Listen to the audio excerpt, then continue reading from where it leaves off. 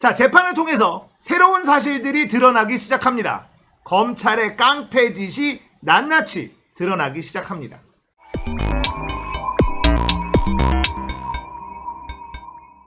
안녕하세요.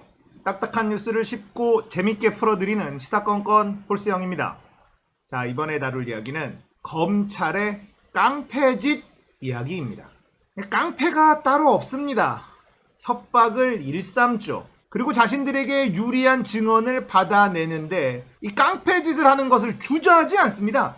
자, 조국 전 장관의 딸 조민양, 이 학술회에 참석했느냐 안 했느냐, 이거 가지고 재판이 벌어지고 있습니다. 고등학생이 체험활동, 이 학술대회에 참여했느냐 하지 않았느냐를 가지고 재판을 해야 될 일인지 먼저 생각을 해봐야 돼요. 이게 재판까지 해야 될 일입니까? 대한민국 검찰과 재판관, 법관들 그렇게 한가합니까? 한심하죠. 하지만 그런 일이 벌어지고 있습니다. 왜 벌어지고 있느냐? 조국이라는 인물이 검찰 개혁을 하려고 했기 때문입니다. 그 가족들까지도 괴롭혀야 되기 때문입니다. 자, 이 재판에서 결정적인 증언이 나왔죠. 바로 조민양의 친구들.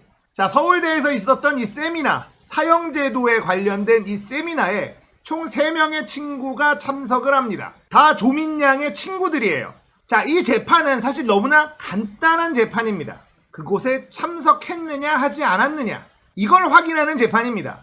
많은 사람들이 못 봤다라고 얘기를 해도 봤다, 확실하게 나는 봤다라는 사람 한 사람만 나오면 이 재판은 끝나는 거였어요. 하지만 조민양을 봤다는 사람들이 꽤 많이 나왔었습니다. 그런데 조국 전 장관과 친분이 있다는 이유만으로 그 사람들의 증언은 모두 배제됐습니다. 구체적이고 정확한 증언을 했다면 그 증언은 인정받아야 합니다만 조국 전 장관과 가까운 사람이다. 그러니까 이 이야기는 신뢰할 수 없다. 조국 전 장관이 연 세미나예요. 그러니까 그 세미나에 있었던 사람들은 대부분 조국 전 장관과 관련이 있는 사람들이었겠죠. 조민양을 봤다, 대화를 나눴다 라는 증언이 있었지만 모두 채택되지 않았습니다. 여기서부터 말이 안 되잖아요. 자, 그래서 조민양의 친구 2명이 등장을 합니다. 장군과 박군. 군이라고 부르기에는 나이가 30대예요. 이 친구 둘이 조민양과 함께 세미나에 참석을 했는데 둘 다 조민양을 못 봤다, 이렇게 증언했다고 보도가 됐습니다. 그런데 기억이 안 난다가 정확한 워딩입니다. 물론 이 장군 본인이 실명을 밝혔어요. 장재혁이라는 친구인데 이 친구는 조민이 오지 않았다, 이렇게 증언을 했었습니다. 1심 때 말이죠. 이 조민양의 친구 박군은 기억이 나지 않는다라고 얘기했으나 오지 않았다로 둔갑을 해버렸죠. 자, 오지 않았다, 못 봤다, 이건 확실하게 기억이 있는 것이고 기억이 안 난다는 확실하지 않다는 뜻이죠. 전혀 다른 증언입니다.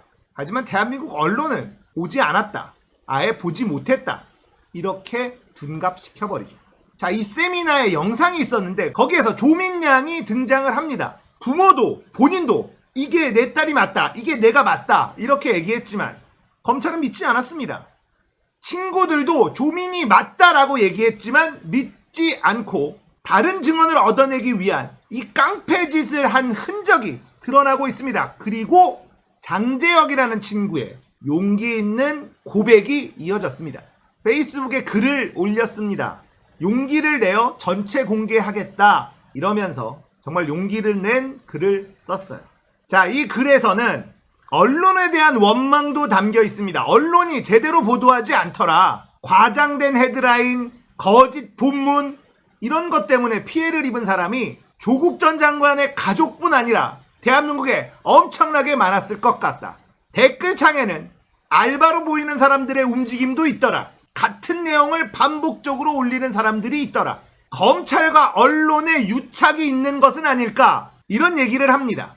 그리고는 민희와 가족분들께 진심으로 사과드립니다. 너무 죄송스럽고 용서해 주세요. 제가 잘못했습니다. 이런 사과의 글을 올렸습니다. 보복심에 기반을 둔 억측이 진실을 가렸습니다. 세미나의 비디오에 찍힌 안경 쓴 여학생의 정체는 조민 씨가 맞습니다. 진실은 이렇습니다. 저는 세미나 동안 민희와 이야기를 나눈 기억은 없습니다. 그럼에도 불구하고 다시 말씀드리지만 조민 씨는 사형제도 세미나를 분명 참석하였습니다. 저와 미니 씨가 이야기를 나눈 기억이 저는 없었기 때문에 저는 지속적으로 미니 씨가 아예 오지 않았다라고 한 것입니다. 저의 증오심과 적개심, 인터넷으로 세뇌된 비뚤어진 마음, 즉 우리 가족이 너희를 도와줬는데 오히려 너희들 때문에 내 가족이 피해를 봤다라는 생각이 그날 보복적이고 경솔한 진술을 하게 한 것 같습니다. 이 의미 없는 진흙탕 싸움이 어서 끝나고 교수님의 가정도 예전과 같이 평화를 되찾았으면 더할 나위 없이 좋겠습니다. 이런 글을 남겼어요. 자, 이 글을 보고 초반에는 많은 사람들이 분노했습니다. 저게 사과냐? 보복심에 했다는 말에 사람들이 더 화를 냈었습니다. 그런데 장재혁이라는 친구와 그 가족들이 조사를 받았던 과정을 들으면 이 친구에게 화를 낼 수 없습니다. 장재혁이라는 친구도 피해자예요. 희생자입니다. 그 가족들 모두 피해자입니다. 검찰은 박군과 장군 이 두 명의 증언을 받아내기 위해서 참고인 조사를 합니다. 참고인이에요. 피의자는 조민양이고 이들은 참고인입니다. 그런데 검찰은 어떻게 했느냐? 이 둘의 생활 기록부를 들고 참고인 조사를 합니다. 그 얘기는 무엇일까요? 자, 우리 니들 생활 기록부 다 가지고 있다. 협조 안 하면 니네들도 조민하고 똑같은 일을 겪게 될 것이다. 참고인이 피의자로 둔갑하는 일은 비일비재하죠. 거기다가 장재혁 군은 아버지가 6차례 조사를 받습니다. 그리고 아버지는 출국 금지를 당하기도 합니다. 재혁 군의 엄마도 조사를 받습니다. 그리고 재혁 군도 4차례인가 조사를 받습니다.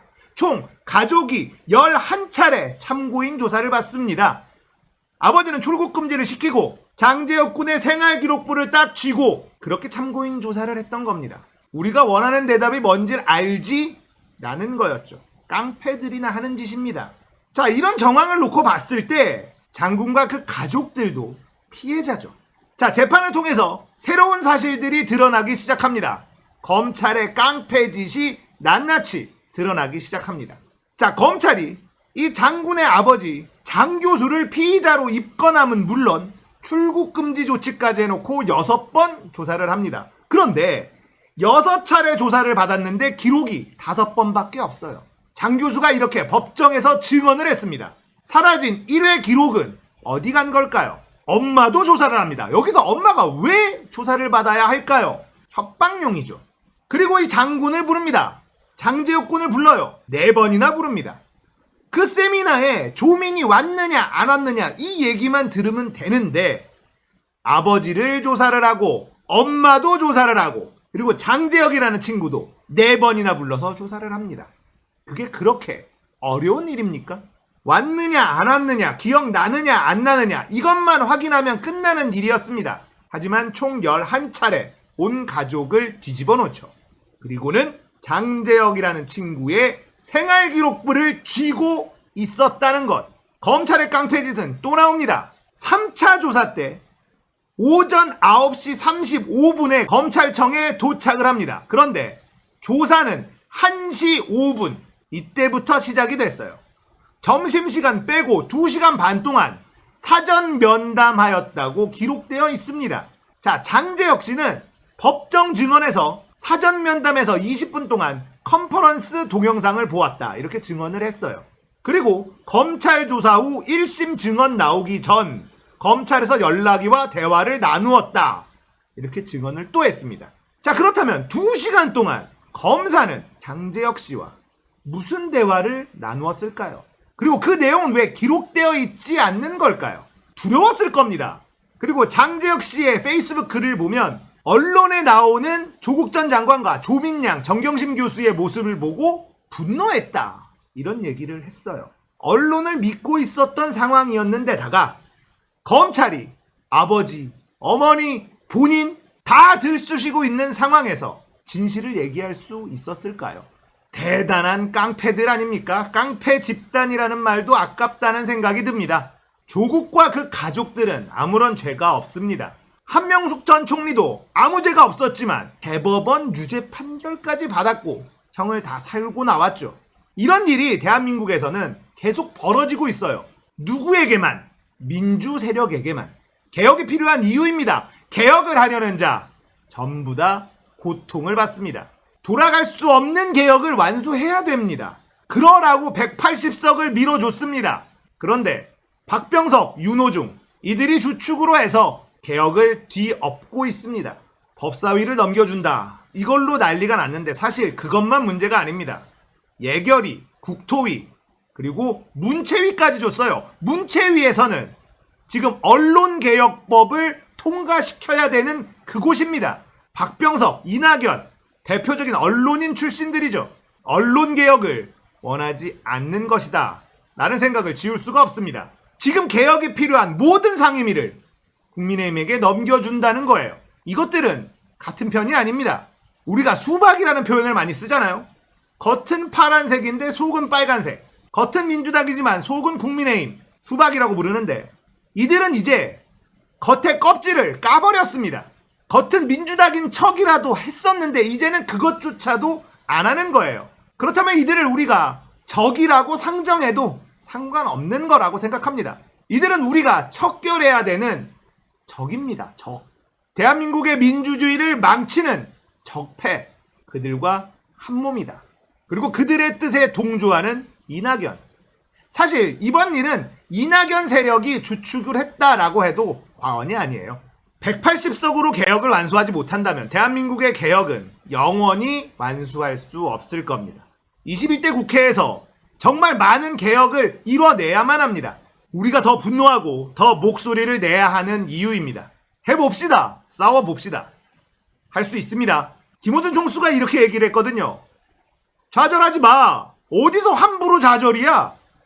좌절하지 맙시다. 함부로 좌절하지 맙시다. 오늘 이야기 여기까지예요. 공감되셨다면 구독, 좋아요, 알림 설정 부탁드릴게요. 감사합니다.